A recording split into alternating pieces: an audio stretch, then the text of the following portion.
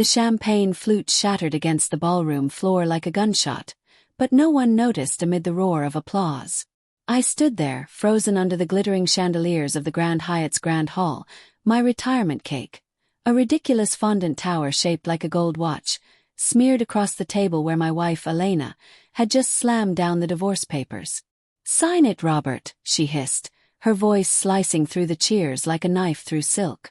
My stepkids, Mia and Jake, 22 and 19, the ones I'd raised like my own since they were toddlers, stood behind her, grinning like hyenas. Mia clapped her hands, her manicured nails flashing under the lights. "Finally," she crowed. Jake pumped his fist. "About time, old man."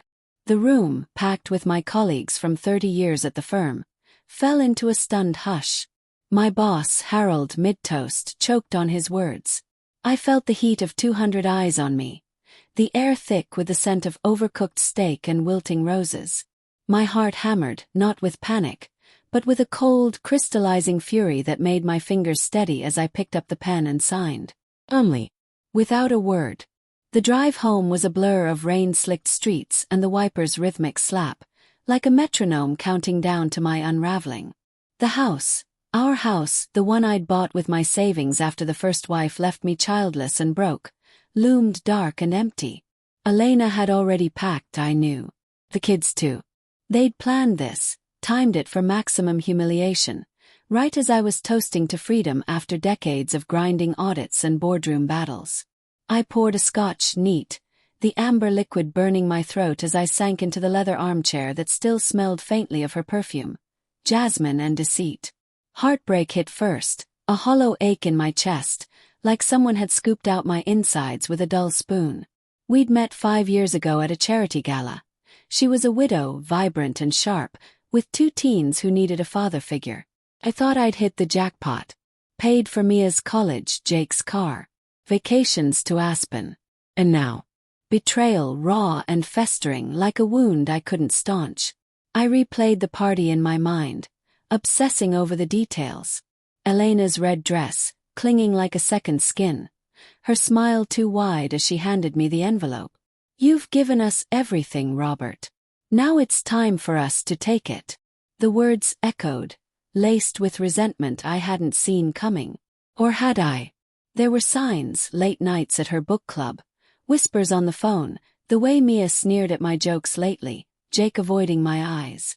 Denial had blinded me, that stubborn hope that family meant loyalty. But now, alone in the dim living room, shadows dancing from the street lamp outside, resentment boiled up, hot and viscous. They cheered.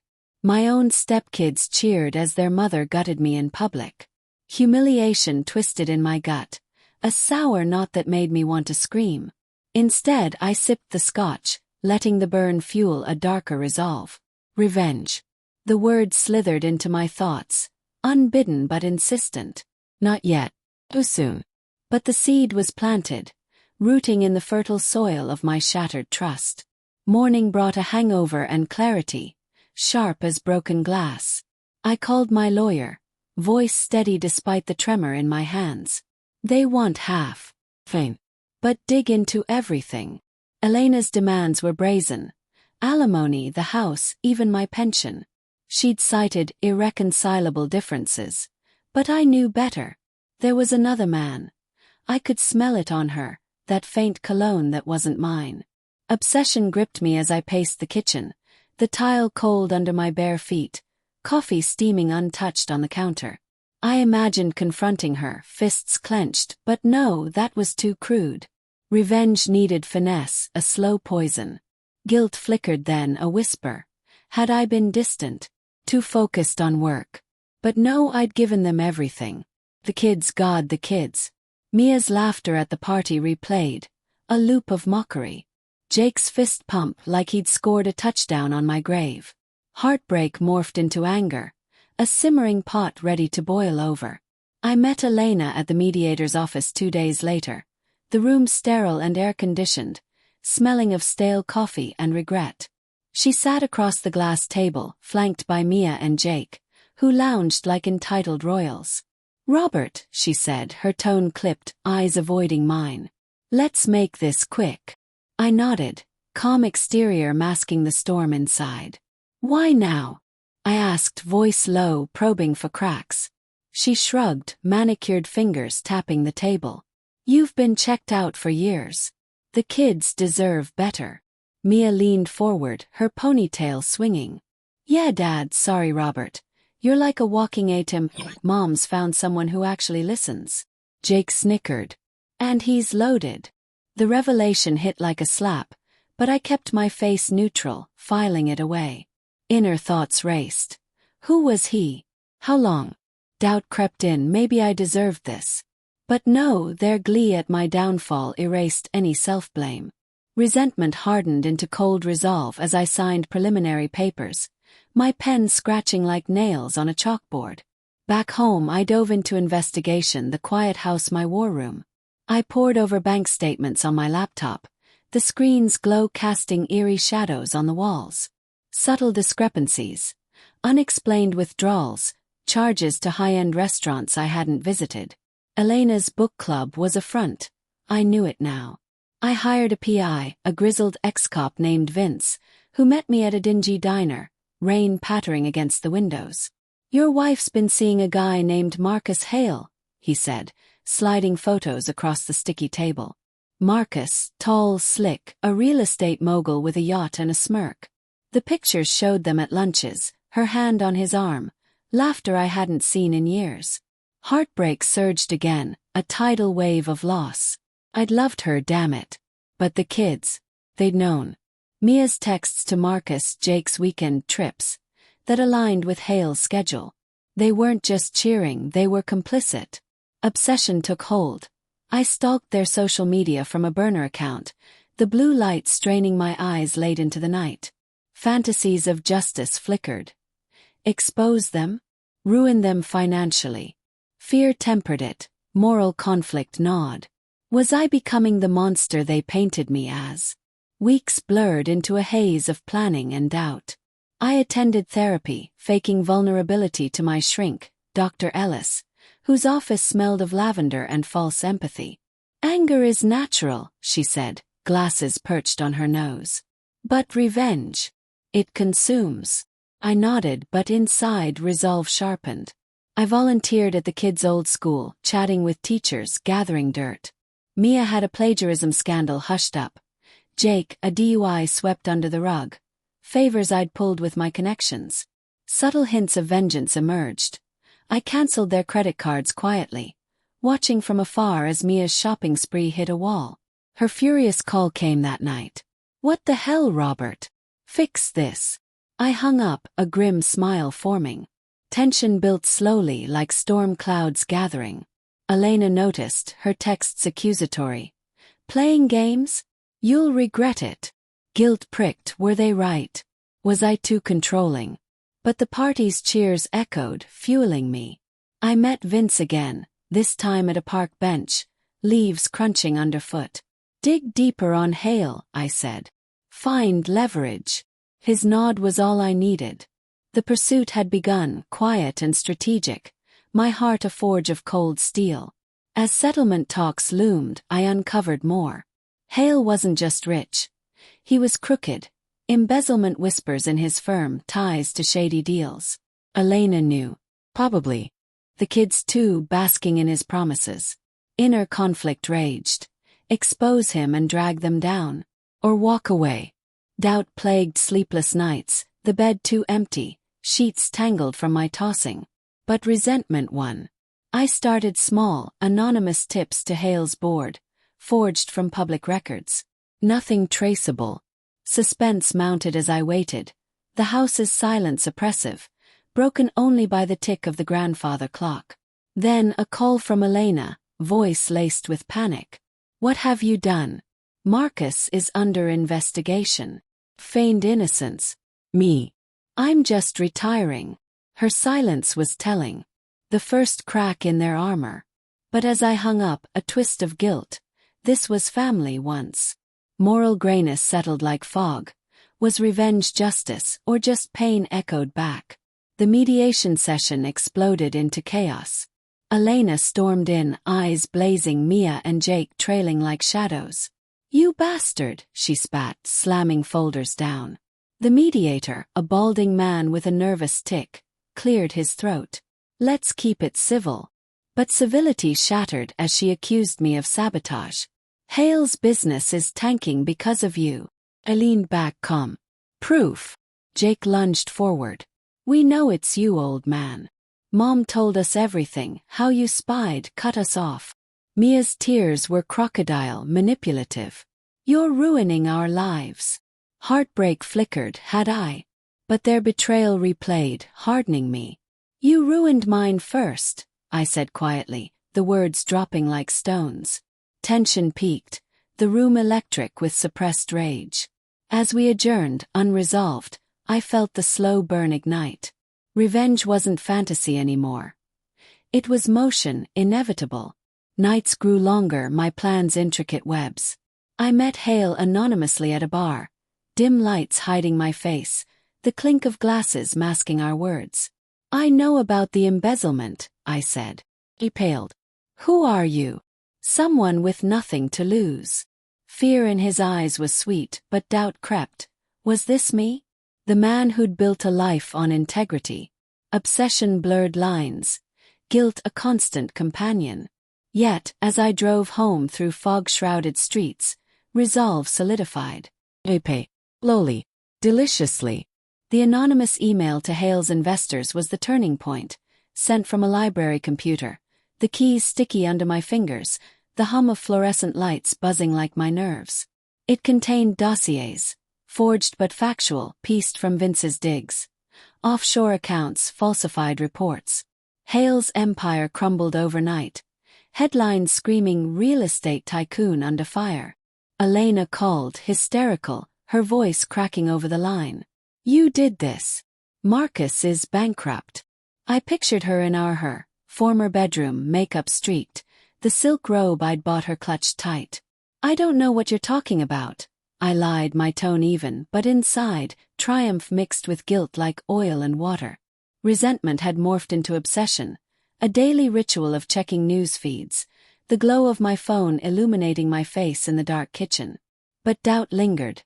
Was this justice, or had I crossed into villainy? The kid's silence was deafening. Mia blocked me, Jake's socials went private. Heartbreak resurfaced, a dull throb for the family I'd lost. Yet, their cheers at the party fueled me, a mantra of betrayal. I attended Hale's press conference from the back, disguised in a cap and overcoat, the room packed with flashing cameras and murmured speculation.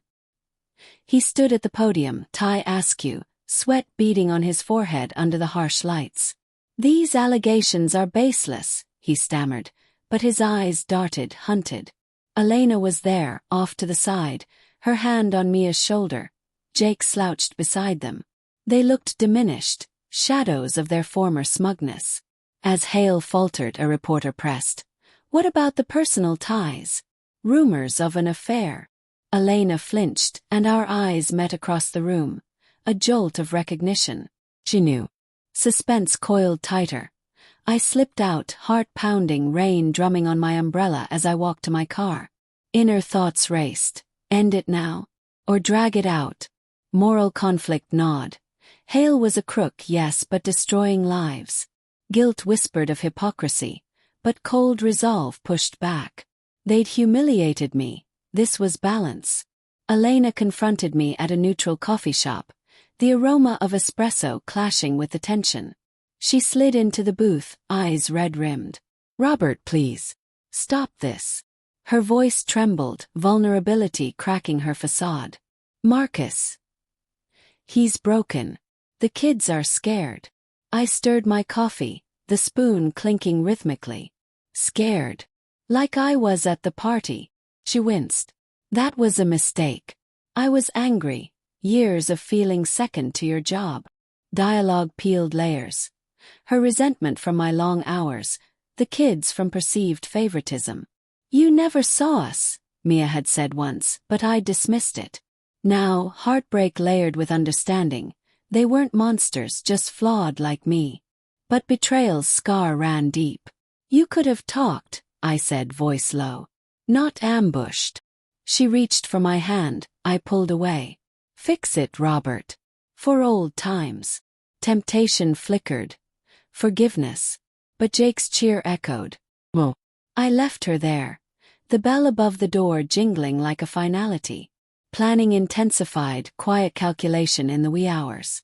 I liquidated assets subtly, transferring funds to offshore accounts Vince recommended, the computer's fan whirring softly. Revenge evolved. Not just ruin Hale, but expose their complicity. Mia had used my connections for internships at Hale's firm. Jake, loans funneled through. I gathered evidence, emails, receipts, the paper trail a mosaic of deceit. Fear crept in, legal repercussions. Prison. Doubt stormed, but obsession won. I met Vince one last time. A foggy alley behind a bar, sodium lights casting long shadows. This could blow back, he warned, cigarette smoke curling. You sure? I nodded, handing him the envelope. Leak it. As he vanished into the mist, tension peaked. A slow burn nearing explosion. The leak hit like a bombshell. Tabloids splashed family betrayal. Ex-wife and kids tied to fraud scheme. Elena's face on every screen, Mia and Jake's too. Calls flooded my phone. I ignored them. Instead, I watched from a hotel room, the city lights twinkling below, champagne, ironic, chilling in ice. Heartbreak twisted. Their downfall mirrored mine, but was it enough? Guilt surged, they'd lose everything. Reputations, futures. Moral grayness enveloped me. Revenge felt hollow, a Pyrrhic victory. Yet resolve held. A knock at the door. Elena, disheveled, rain-soaked. Robert, she sobbed, collapsing inside. The kids. Mia's in hysterics, Jake's talking suicide. The words pierced, doubt flooding. Had I gone too far? Dialogue unfolded, raw and revealing. Why? She begged on her knees, the carpet rough under us. Because you destroyed me, I said, voice breaking for the first time. Secrets spilled. Her affair started innocently, loneliness breeding resentment. The kids encouraged it, resenting my control. We thought you'd fight, Jake had said per her recount. Layers emerged, they weren't villains. Hurt people hurting back. Inner conflict raged. Forgive. Or finish.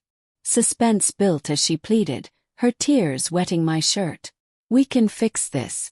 Together. Temptation warred with fury. But then the twist. As she clung to me, her phone buzzed. A text from Hale. Plan B, frame him. I snatched it, screen illuminating her betrayal anew. You were using me again. Shock then cold fury. She stammered. It's not. But it was. Resolve crystallized. I called the authorities anonymously, tipping off the full scheme, including their attempt to pin it on me. As sirens wailed in the distance, I stood calm once more. You cheered, I whispered. Now watch. The trial was a spectacle. Courtroom would polish to a sheen, air thick with anticipation. Elena, Mia, Jake. Cuffed, faces ashen. Hale too broken. I testified neutrally, facts only, but my eyes met theirs, conveying the unspoken, justice. Poetic in its way. As verdicts came, guilty, sentences harsh. Unexpected consequences hit. Mia's breakdown on the stand. Jake's remorseful glance. Heartbreak final. I'd won, but at what cost? Walking out into sunlight, free but alone, I felt the weight. Revenge's pursuit ended not in triumph, but quiet regret. The twist. In ruining them I'd freed myself, from obsession, from pain. But the echoes of their cheers lingered, a haunting reminder of love's dark underbelly.